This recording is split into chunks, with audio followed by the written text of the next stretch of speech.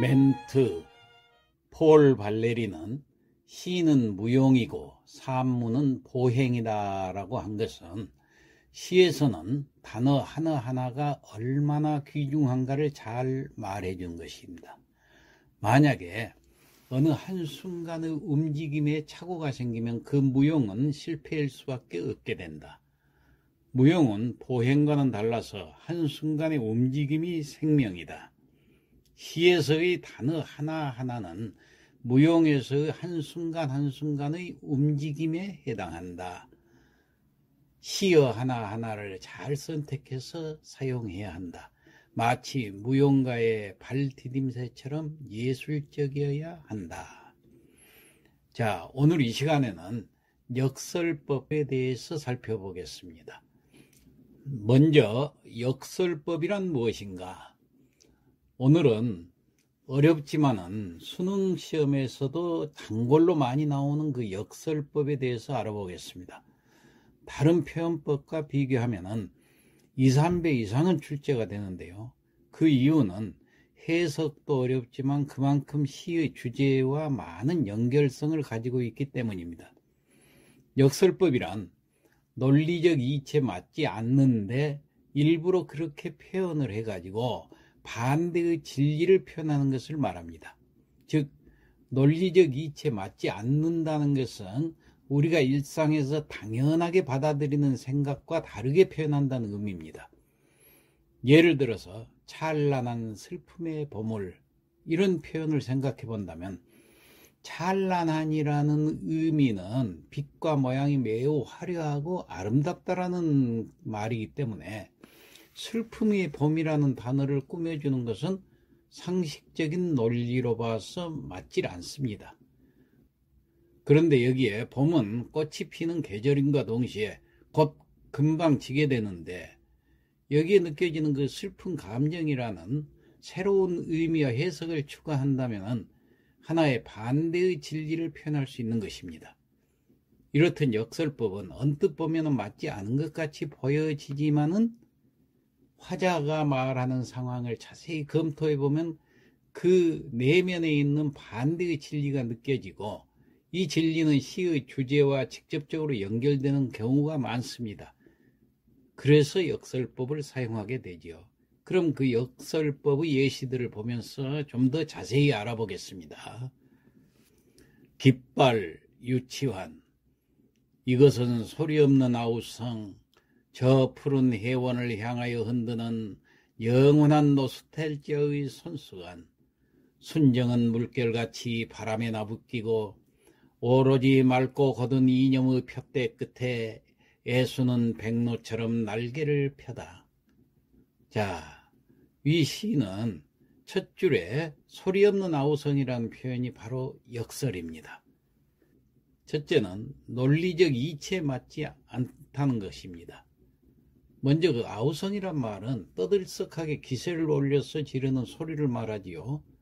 사람들이 모여서 아우성 치면은 매우 시끄러울 수밖에 없겠죠. 그런데 소리가 없는 아우성이라고 했어요. 자, 이런 표현은 논리적 이치에 맞지 않다는 겁니다. 그래서 역설적인 표현이다. 그 다음 두 번째로 반대의 진리를 가지고 있다는 얘기예요. 자, 이것은 깃발을 의미하는데 깃발은 푸른 해원을 향해서 지금 손을 흔들고 있습니다. 다만 아무리 흔들려도 푸른 해원에 도달하지 못하는 상황이기 때문에 소리 없이 아우성이라고 표현해서 이상을 향한 더 간절한 그리움을 표현하고 있는 것입니다.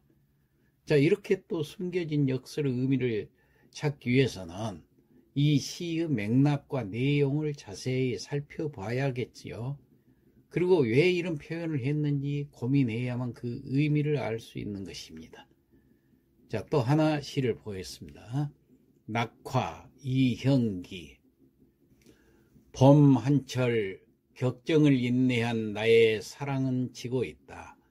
분분한 낙화, 결별이 이룩하는 축복에 쌓여 지금은 가야 할 때. 자, 이것도 마찬가지로 첫째로 논리적 이치에 맞지 않습니다. 결별이 이룩하는 축복에 쌓여 그랬는데 이 부분이 역설적 표현 아닙니까? 이 부분은 결별은 슬픈 것인데 축복에 쌓였다는 것은 맞지 않은 말이죠. 즉 이런 경우를 모순적 형용이 일어난다, 이렇게 얘기를 합니다. 두 번째, 반대의 진리가 있다는 얘기. 자, 그렇지만 이 시의 내용을 살펴보면은 헤어짐에서 끝나는 것이 아니라 이것은 성숙한 만남을 위해서 헤어진다는 것을 말하고 있습니다. 실패는 실패가 아니라 성공을 위한 시행착오라는 것과 비슷한 맥락입니다. 예를 들어서 아들이 군대를 간다고 그러니까 일단 헤어지는 거죠. 이건 슬픈 부분이에요. 그런데 군대를 갔다 오면은 오히려 더 그 인생이 확 트일 수 있는 희망이 보이죠. 이렇게 생각을 하면 또 축복에 쌓일 수도 있죠. 이게 반대의 진리인 겁니다. 자, 이렇듯 역설이 자주 그 수능 시험에 출제되는 이유는 해석이 어려울 뿐만 아니라 그 내재적 의미가 주제와 매우 밀접하게 연결되어 있는 중요한 문장이기 때문에 그렇습니다. 여기서 예를 들었던 찬란의 슬픔의 봄이라든가 소리 없는 아우성이라든가 결별이 이룩하는 축복의 쌓여라든가 이상 모든 문장들이 함축적인 의미의 끝을 보여주는 것으로 표현법도 대단하다는 것을 알 수가 있습니다. 역설을 통해서 시에 대해서 더 깊이 생각해 보면은 참 좋을 것 같죠. 자, 이상에서 보듯이 역설법이 논리적 이치에는 맞지는 않는데 일부러 그렇게 표현을 해가지고 반대의 진리를 표현하고자 하는 것을 말한 겁니다. 그러니까 논리적 이치에 맞지 않는다는 것은 우리가 일상에서 당연하게 받아들이는 생각이지만은 그 생각과 다르게 표현한다는 것이 바로 역설적인 거죠. 이렇듯 역설법은 언뜻 보면 맞지 않은 것 같이 보이지만은 화자가 말하는 상황을 자세히 검토해 보면은 그 내면에 어떤 반대의 진리가 느껴지고 있다, 그런 얘기예요. 이 진리는 시의 주제와 직접적으로 연결되는 경우가 많습니다. 자, 그러면은 역설법 예시들을 보면서 더 자세히 알아보지요. 전영경 시인의 인생이란 무엇인가 묻던 주책 없는 청년이라는 제목의 시 일부분을 제가 여기서 살펴보도록 하겠습니다. 당신의 너털 웃음은 진정 쌀까마가 되고 진정 돼지 뒷다리가 되고 당신의 너털 웃음은 여러 가지로 민족이 되는 꽃나무 앞에서 에이쌍 계집이란 금태를 두르는 계집이건 자가용의 무거운 몸을 실은 계집이건 앞치마를 두르는 계집이건 유두분면이건 바람과 꽃과 달과 엘이지. 그리고 에드가 앨런 포의 이야기를 들려달라는 계집이건 그리고 자, 여기까지 살펴보도록 하겠습니다. 자, 이 시도 역설적인 전개를 하고 있죠. 이 시는 6.25 직후에 좌절하고 찌든 사람들의 감성을 수평적으로 시화한 것입니다. 무지하고 천박한 언어들을 엮어서 사람들의 심중에 흐르는 고결함, 진실함, 또 진실함의 본질을 역설적으로 추출해낸 것입니다. 당시의 시민의식이 어느 수준에 머물러 있었던가를 보여주기도 하는 겁니다. 자, 이렇게 역설법은 역어법, 반어법 등 여러 가지 이름으로 번역되어 쓰고 있습니다. 이는 사상이나 감정을 정면으로 대응시키지 않고 반대로 말하는 수법이기 때문입니다. 희롱조가 되기도 하고 주놈이 질타하는 투가 되기도 하면서 그 내면에 있는 진실을 강조하게 됩니다. 즉 인간의 감정이나 사상 또는 세태의 미묘한 것들을 진실되게 강조하는 기법입니다.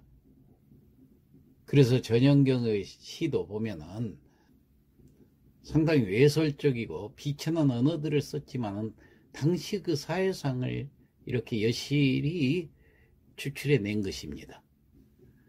그래서 이 역설법과 비슷하지만 반어법이라는 게 있어요.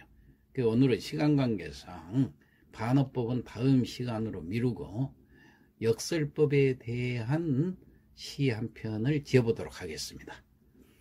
자, 용추폭포 고두석. 햇살과 몸을 섞는 극치감, 무릉 계곡이 일제히 운다. 나르시시즘에 빠진 무지개가 진경산수화를 담은 부채꼴로 펼쳐지는데 천년을 맨발로 달려온 바람이 선녀탕에 이르러서 죽고 싶어 우조 탄성을 질러댄다. 이 나이에 정년 따위 잊은 줄 알았더니 나도 누군가와 함께 산산이 부서지고 싶다. 저 무지갯빛 햇살처럼. 자, 이 시에서 보면은 무릉계곡에서 일제히 운다고 그랬죠. 용출폭포가 쏟아지는 소리를 운다고 했습니다. 그 다음에 죽고 싶어 했죠. 이게 역설적이에요. 또 산산이 부서지고 싶다. 마찬가지입니다. 이 논리적으로는 맞지 않은 이 역설적 표현이지만은 운우지락을 나누는 희열을 표현한 반대의 진리인 것입니다. 자, 이 시적 표현이라는 것은 이렇게 비논리적인 것이 진리가 되는 수도 있다는 것을 알 수가 있습니다. 자, 이상 마치겠습니다.